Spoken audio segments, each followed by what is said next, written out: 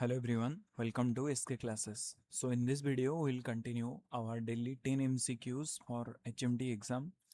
Day number 3 हम continue करेंगे. देखो ये जो सीरीज़ है आप लोग की रिविजन्स पर्पज़ में बहुत बढ़िया रहेगा. तो मैंने जो क्वेश्चंस लाऊंगा इसका आंसर आप लोग पहले नहीं देखना, पहले खुद से सॉल्यूशन करना, राइट, फिर इसका आंसर देखना. एंड डेफिनेटली कमेंट बॉक्स में मुझे सबसे लास्ट में बताना कि कितना स्कोर हुआ. Right, so let's start. सबसे पहले दिया है कि sine square 63 degree plus sine square 27 degree whole divided by cos square 17 plus cos square 73 equal to 1. देखो हम सबको पता है, एक का फॉर्मूला पता है. जैसे ये आपका 0 डिग्री हो गया, this is your 90 degree, this is your 180 degree, this is your 270 degree और this is your 0 degree oblique 360 degree. ये वाला क्वाड्रेंट में क्या होता है, सारे पॉजिटिव होता है. ये वाला क्वाड्रेंट में आपका साइन एंड कोसेक पॉजिटिव होता है, राइट. ये वाला क्वाड्रेंट में आपका टेन कॉट पॉजिटिव होता है.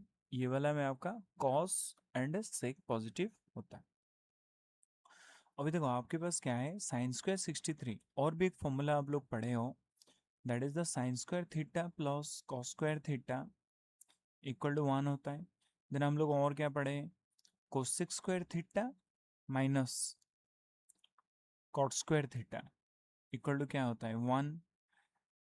सेक square theta minus tan square theta equal to 1 होता है. ओके, ये दो फॉर्मूला हम लोग अभी यूज करेंगे. देखो साइन स्क्वायर 63 है, तो जो साइन स्क्वायर 63 है मैंने इसको ऐसे लिख सकता हूँ कि साइन स्क्वायर, इसको मैंने ऐसे लिख सकता हूँ 90 माइनस 27. मैंने कुछ नहीं किया, बस 63 को लिख दिया 90 माइनस 27 लिख सकता हूँ ना. अभी प्लस, अभी ये जो बच गया साइन स्क्वायर 27 डिग्री मैंने रख दिया होल डिवाइडेड बाय. अभी ये जो कॉस 17 है, तो कॉस 17 को मैंने इससे लिख सकता हूँ कॉस स्क्वायर 90 माइनस 73. देखो 90 से 73 जाएगा तो 17 बचेगा, बस मैंने 17 की जगह पर 90 माइनस 73 लिख दिया प्लस कॉस स्क्वायर 73. ओके, देखो हमको पता है कि साइन 90 माइनस थीटा का फॉर्मूला क्या होता है.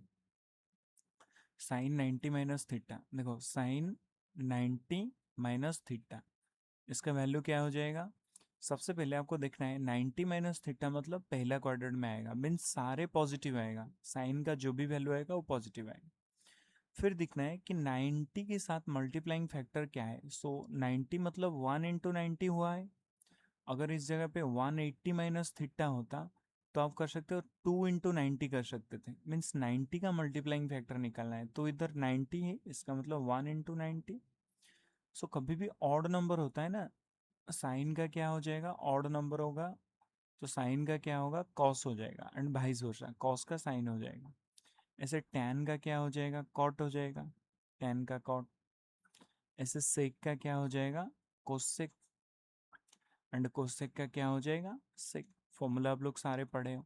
सो अभी साइन 90 माइनस थीटा का फॉर्मूला क्या होता है, that is your cos theta. Simple है, क्योंकि मल्टीप्लाइंग वेक्टर 1 है. तो इधर क्या आ जाएगा, कॉस 27 प्लस साइन स्क्वायर 27. ये भी आपका कॉस स्क्वायर है क्योंकि साइन स्क्वायर है. ये आपका कॉस का क्या हो जाएगा, sine square. So sine square 73 plus cos square 73. So हमको पता है sine square theta plus cos square theta equal to 1, पहला वाला फॉर्मूला में देख लो. सो अभी 1/1 equal to 1 will be the correct answer. आगे बढ़ते हैं. क्वेश्चन दिया है कि कोई एक wheel of a car are a diameter 80 centimeter, how many complete revolution does each wheel make in 10 minute when the car is traveling at a speed of 66 kilometre. देखो कोई एक का व्हील है, एंड जो व्हील है, wheel का जो diameter है, ये वाला डायमीटर, व्हील का डायमीटर कितना है 80 सेंटीमीटर. सो 80 सेंटीमीटर को मैंने लिख सकता हूँ 0.8 मीटर. इसका मतलब मुझे डी मिल गया कितना, 0.8 मीटर. अभी क्या दिया है, गाड़ी 10 मिनट चला तो कितना रिवोल्यूशन कंप्लीट किया होगा. और क्या दिया है, अगर इसका स्पीड 66 किलोमीटर पर आवर है. देखो 60 मिनट में गाड़ी जा रहा है कितना, 66 किलोमीटर. इसका मतलब 10 मिनट में कितना जाएगा, 66/6 हो जाएगा. 60 मिनट से 66, 10 मिनट में कितना डिवाइडेड बाय 6, तो इक्वल टू 11 किलोमीटर। 11 किलोमीटर को हम क्या लिख सकते हैं, 11,000 मीटर लिख सकते हैं। अंडरस्टूड। मतलब अभी 11,000 मीटर 10 मिनट में जाता है, तो 10 मिनट में कितना रिवॉल्यूशन ये व्हील घूमेगा ताकि ये 11,000 मीटर कवर कर पाएगा। देखो सबसे पहले एक व्हील अगर एक रिवॉल्यूशन, रिवॉल्यूशन मतलब समझ रहे हो, एक चक्कर काटना, एक चक्कर काटने के लिए कितना दूरी तय करता है, तो ये कैसे मिलेगा। अगर ये वाला हिस्सा को मैं निकाल दिया, मीन्स मैं अगर पेरीमीटर निकाल दिया, तो मुझे पता चल गया एक रिवॉल्यूशन में कितना। सो पेरीमीटर का फॉर्मूला क्या होता है, 2 × पाई × आर, और इसको हम पाई × डी भी लिखते हैं। सो पाई का वैल्यू कितना, 22/7 इंटू ये कितना हो जाएगा 0.8। सो 22/7 इंटू 0.8 आपका कितना हो जाएगा, 17.6/7। अंडरस्टूड। ओके। सो ये आपका क्या हो गया, एक रिवॉल्यूशन में कवर कर रहा है। अभी देखो 17.67 मीटर कवर कर रहा है 1 रिवॉल्यूशन में। इसका मतलब 1 मीटर कवर कितना में करेगा, 1/17.6/7। अभी 11,000 मीटर कवर करने के लिए उसको कितना रिवॉल्यूशन लेना पड़ेगा, सो 11,000 मल्टीप्लाई कर लो। सो 11,000 और ये जैसे हो जाएगा, ये कितना हो जाएगा इंटू 7/17.6। सो इसको हम लोग का सिंपली सॉल्यूशन करेंगे तो कितना आ जाएगा, दैट इज योर 4375। 4375। अंडरस्टूड। आगे बढ़ते। How many colonel commandant are there in the corps of EME. So remember totally 4 colonel commandant है। तो 4 कर्नल कमांडेंट, देखो मैं ये करेक्ट बताऊंगा आप लोग को। पहले वीडियो में मैंने कुछ अलग बताया हुआ हूँ कि टीजी हेडक्वार्टर में 2, ऐसा नहीं होता है। सबसे पहले आपका क्या होता है, डीजीएमई होता है। डीजीएमई जो होता है इसको हम सीनियर कर्नल कमांडेंट भी बोलते हैं, सीनियर कर्नल कमांडेंट भी बोलते हैं।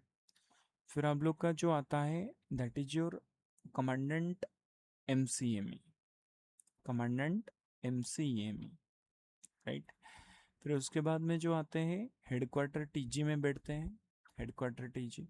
फिर जो चौथा और जूनियर कर्नल कमांडेंट होते हैं, सो कौन होता है, that is your commandant EME school, commandant EME school. Understood. So ये जो तीनों होते हैं they all are the lieutenant general, and ये जो कमांडेंट ऑफ ईएमई स्कूल होते हैं ये एक मेजर जनरल होते हैं। क्लियर सारे। ओके। सो टोटली हमारे पास 4 कर्नल कमांडेंट रहते हैं।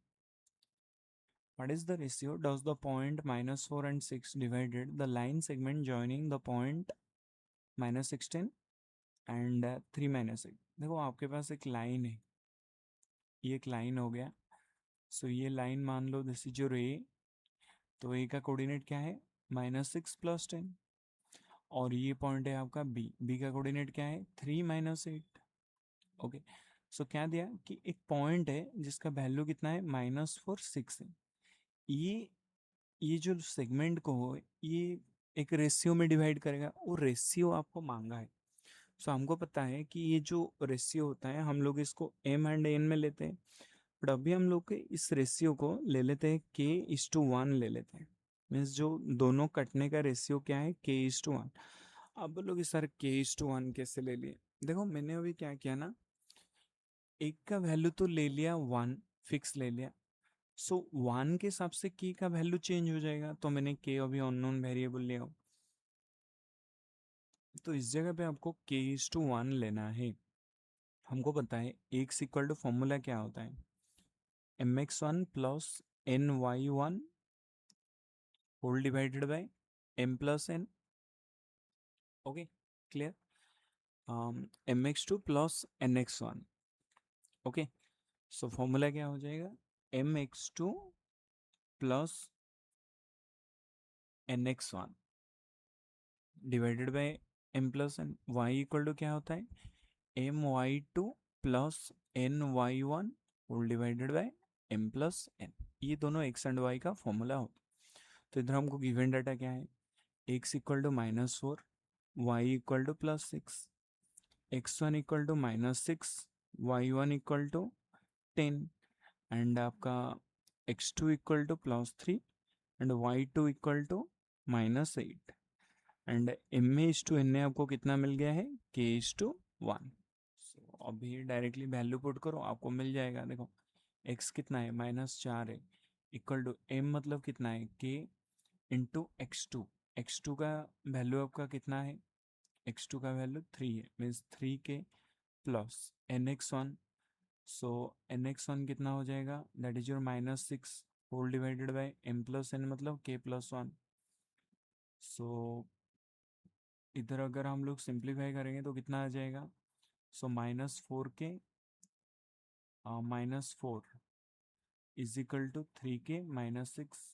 सो दैट इम्प्लाइज ये क्या हो जाएगा, -7k इक्वल टू, ये क्या हो जाएगा, -6, इस साइड से जाएगा +4 हो जाएगा, तो कितना बचेगा, -2 बचेगा। That implies k equal to कितना हो गया, 2/7।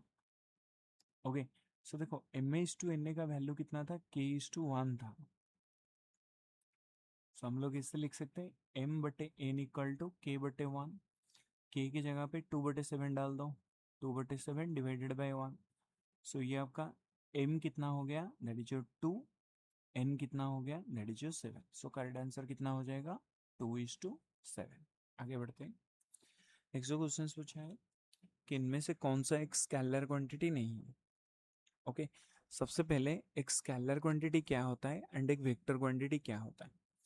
देखो कोई एक क्वांटिटी किसको हम स्केलर बोलेंगे एंड किसको हम वेक्टर बोलेंगे, वेक्टर क्वांटिटी। देखो स्केलर क्वांटिटी वो होता है जिसके पास ओनली मैग्नीट्यूड रहता है, ओनली मैग्नीट्यूड रहता है, मीन्स सिर्फ वैल्यू रहता है।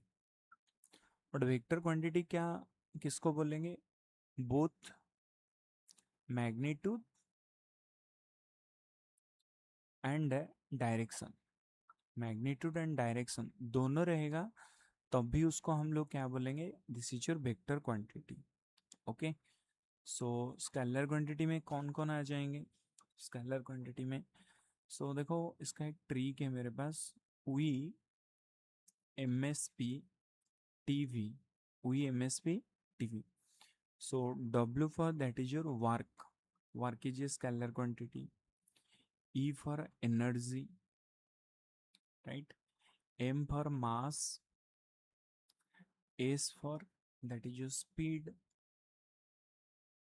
okay, P for that is your power, and T for that is your time, and V for that is your volume. So these are the scalar quantity। Vector quantity जिसका magnitude and direction दोनों रहता है उसको हम vector quantity बोलते हैं। सो इसको याद रखना कि DAV/FM। सो डी फॉर याद रखना, दैट इज योर डिस्प्लेसमेंट। सो जो डिस्प्लेसमेंट होता है वो एक वेक्टर क्वांटिटी होता है। A for that is your acceleration, acceleration, and B for that is your velocity, velocity, right. F A for क्या होता है, that is your force, and M A for क्या होता है, that is your momentum. So आपको question क्या पूछा है, क्वेश्चन पूछा है कि इनमें से कौन सा एक स्केलर क्वांटिटी नहीं है।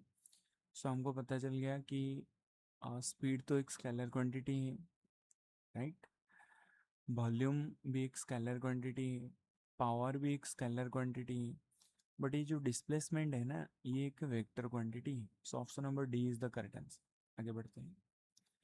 Stone is drop from a top of a tower 500 meter height into a pond water and based on the tower when it is placed here to the top।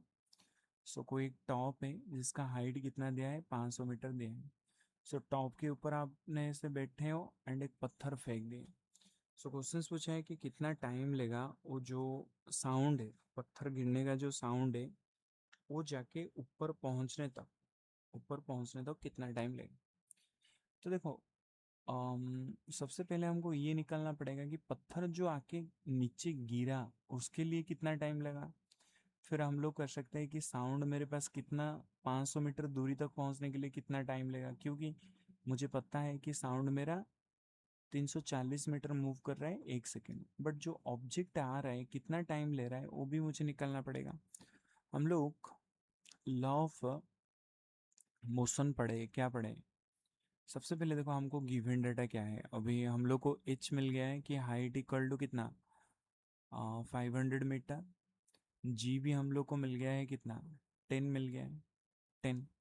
Okay, सो हम लोग को अभी निकलना क्या है इस जगह पे, हम लोग को टाइम निकलना है कितना होगा।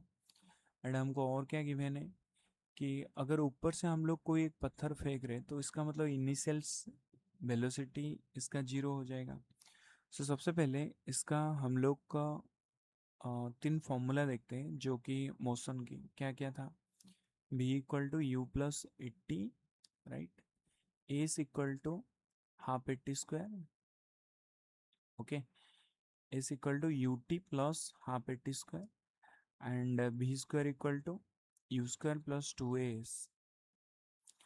अभी देखो ये जो ए होता है, अगर मैं कोई हाइट से फेंक रहा हूँ ना, तो एक्सेलरेशन का काम कौन करेगा, ग्रेविटेशनल फोर्स मीन्स जी करेगा। इसका मतलब ये वाला फॉर्मूला जो होगा ये कैसा लिखेगा, that is your v equal to you plus 80, understood. So और एक हमारे पास फॉर्मूला है S equal to U T plus half 80 square. So अभी देखो हाइट मतलब क्या होता है, डिस्टेंस, इसका मतलब एस हम इसको ले सकते हैं, एस ले सकते हैं। तो ये एक्सलरेशन की जगह पे मैं क्या लिख सकता हूँ, U T plus half G T square, half G T square. So अभी आपको u भी गिवन है कितना है, u equal to 0 into T आपको नहीं मालूम तो हमने t लिख दिया, plus half into G T square, half into G मतलब कितना होता है 10, टी स्क्वायर मुझे नहीं पता, हम लोग को फाइंड करना है, राइट। सो अभी हम लोग का क्या हो जाएगा, s, s मतलब क्या होता है height, that means 500 equal to this much, right. So अभी देखो आप लोग का क्या है, इनिशियल वेलोसिटी जो है क्या है, यू 0 है, तो ये वाला पार्ट आपका 0 हो गया। अभी कितना बच गया, 500 equal to half into G T square मतलब 10 इंटू टी स्क्वायर। सो दो में काट लो कितना, 5, 5 में इसको काट लो कितना, 100। That implies t equal to कितना हो जाएगा, 10 मीटर, सॉरी 10 सेकेंड। मीन्स पत्थर आपका नीचे गिरने तक कितना टाइम लगाता है, 10 सेकेंड लगाता है। तो देखो पत्थर जैसे आया उसका मान लो time t1 equal to 10 second. अभी वो साउंड ऊपर तक जाएगा 500 मीटर, तभी भी तो आपका टाइम लगेगा ना। तो देखो आपका 340 मीटर जा रहा है 1 सेकेंड में, 1 सेकेंड में। तो 1 मीटर जाने के लिए आपको कितना लग जाएगा, 1/340 सेकेंड। तो 500 मीटर जाने के लिए आपको कितना लग जाएगा, 500 डिवाइडेड बाय 340 सेकेंड। सो 0 0 आपका कैंसिल आउट हो गया, बच गया 50/34, so it will be 1.47। So total time taken will be 10 plus 1.47, so 11.47 is the correct answer. समझ रहे हो मतलब क्या हम लोग के, आपने पत्थर फेंका, पहले पत्थर आने के लिए कितना टाइम लिया, फिर वो साउंड रिटर्न जाने के लिए कितना टाइम लिया, वो सारे को जैसे मिला देंगे तभी हमारा टोटल टाइम कैलकुलेट हो जाएगा। ओके, नेक्स्ट क्वेश्चन क्या दिया है, कोई एक रंबस है, रंबस मतलब समझ रहे हो जिसका ऑपोजिट भुजा वापस में पैरेलल रहता है, उसको रंबस बोलते हैं। तो ये जो रंबस है, रंबस की एरिया आपको कितना दे दिया, 72 स्क्वायर सेंटीमीटर दे दिया। अगर इसका एक डायगोनल कितना है, 18 सेंटीमीटर है, तो आपको दूसरा वाला डायगोनल मतलब ये वाला आपको मांगा है। सो हमको पता है रंबस का जो टोटली एरिया का फॉर्मूला क्या होता है रंबस का, that is your half into d1 into d2, clear. So आपको क्या दिया है, एरिया दे दिया है 72। सो मैंने इसको लिख सकता हूँ 72 equal to half into d1 आपको दे दिया है कितना, 18, 18 इंटू d2, राइट। 18 में इसको काट लो कितना आ जाएगा, 18 चौके, so that implies d2 equal to 8, 8 centimeter. So clear, आपका जो दूसरा डायगोनल वो कितना हो जाएगा, 8 हो जाएगा। क्वेश्चन पूछा है कि you are using a MS PowerPoint, the slide that used introduce the topic, तो उसको हम क्या बोलेंगे, so remember that is your title slide. जैसे शुरुआत वाला एक रहता है ना स्लाइड पावर पॉइंट प्रेजेंटेशन में, तो उसको हम लोग क्या बोलते हैं, that is your title slide. याद रखना ये जो पावर पॉइंट प्रेजेंटेशन होता है इसका फाइल एक्सटेंशन क्या रहता है, .pptx। ओके, एंड ये जो पावर पॉइंट प्रेजेंटेशन रहता है इसको पावर पॉइंट प्रेजेंटेशन रन करने के लिए F5 दबाना पड़ता है from the starting, from starting and presentations slide so from the running. Running slide से करने के लिए हम लोग क्या करते हैं, शिफ्ट प्लस F5 दबाते हैं, शिफ्ट प्लस F5। कोई भी स्लाइड को क्लोज करने के लिए क्या दबाना पड़ता है, escape. Graphical picture that represent an object like file folder etcetera, इसको हम क्या बोलेंगे, सो इसको हम लोग क्या बोलते हैं, आइकॉन्स बोलते हैं। This are the icons. Okay, computer खोलते हो जैसे इस टाइप का आइकॉन मिलता है ना बहुत सारा, कि इधर एक फाइल है इधर एक फोल्डर है, तो उसको हम लोग क्या बोलते हैं, दिस इज योर आइकॉन्स। अगर आप MS एक्सेल में कोई एक फॉर्मूला डालना चाह रहे हो तो सबसे पहले आपको कौन सा ऑपरेटर से शुरू करना पड़ेगा। So remember this is your इजिकल टू, इजिकल टू से शुरू करो। सो इजिकल टू, जैसे आपको दो नंबर को ऐड करना है तो अभी आप लिख सकते हो कि सम A4 plus B6। Okay, otherwise हम कमा भी दे सकते, कमा दे देना है, सम A4 प्लस A4 कमा B6। आप लोग के क्वेश्चंस का आंसर मुझे कमेंट में बताओ कि जो एक्सेल होता है, एक्सेल का फाइल एक्सटेंशन क्या है, फाइल एक्सटेंशन क्या होता है। So thank you everyone. अगर वीडियो आप लोग को अच्छा लगा तो डेफिनेटली आप लोग कमेंट करना, हम लोग इसका नेक्स्ट पार्ट भी लेके आएंगे।